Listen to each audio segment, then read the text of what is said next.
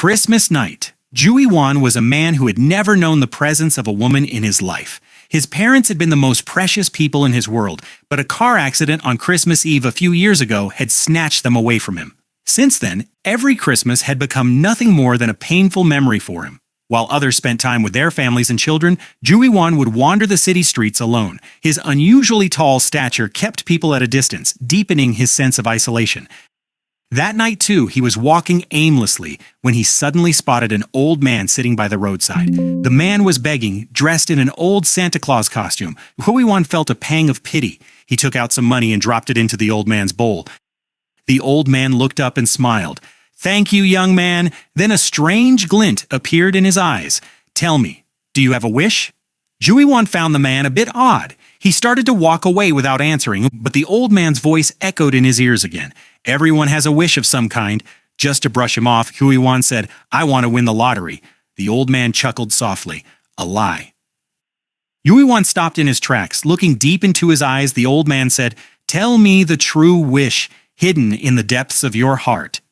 The old man's question stirred up the pain hidden deep within Ju Wan's heart. After a moment of silence, he spoke softly. "I just want a happy family, a beautiful wife, and a lovely daughter." A mysterious smile appeared on the old man's face. "Your wish will be granted. If it isn't, I wouldn't consider myself worthy of being called Santa." Ju Wan found this odd. He thought the old man must be a huge fan of Santa. He laughed, walked away, and headed back toward his old apartment. Even on the late-night train, his fate refused to leave him alone. The people around him were smiling with their companions. Ju Wan took a deep breath and closed his eyes. Before long, he drifted off to sleep. But who knew that it would be his final sleep on Earth? When he opened his eyes again, he was faced with iron bars. He was confined in a cage-like wagon surrounded by frail, starving people. Some looked as though they hadn't eaten in days. Ju Wan was in better shape than them, but he was stark naked. The cold air was seeping right into his bones. Just then, his gaze fell upon a dead slave nearby who was still wearing clothes. He hesitated for a moment, but finally, with trembling hands, he removed the clothes from the body and put them on. He breathed a sigh of relief as the warmth enveloped him. Then he looked at the soldiers driving the wagon. They were speaking a strange language that he couldn't understand at all. Moreover, everyone in the cage was shackled in heavy chains. Seeing this, only one thought crossed his mind: a caravan of slaves. And at that very moment, the mysterious Santa's smile flashed in his mind. A bitter expression settled on Ju Wan's face. That crazy Santa actually sent me to another world. The cold wind started blowing again. Ju Wan kept wondering whether his dream of finding a happy family as a slave would come true, or if that mysterious Santa had played a cruel joke on him. Days passed. Hunger and cold took a toll on his body. His cheeks had sunken and his face looked more frail than ever. Finally, one day, the caravan stopped at a village. The soldiers lined up all the slaves so the villagers could buy them. A tiny flicker of hope ignited within Ju Wan. At the very least, once sold, he would get regular meals. He was confident in his tall stature and strong physique. He imagined a wealthy man would buy him immediately.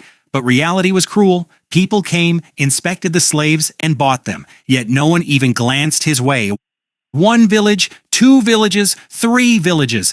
Gradually, all the slaves who had accompanied him were sold off. In the end, only Ju Wan remained. His last shred of hope was shattered.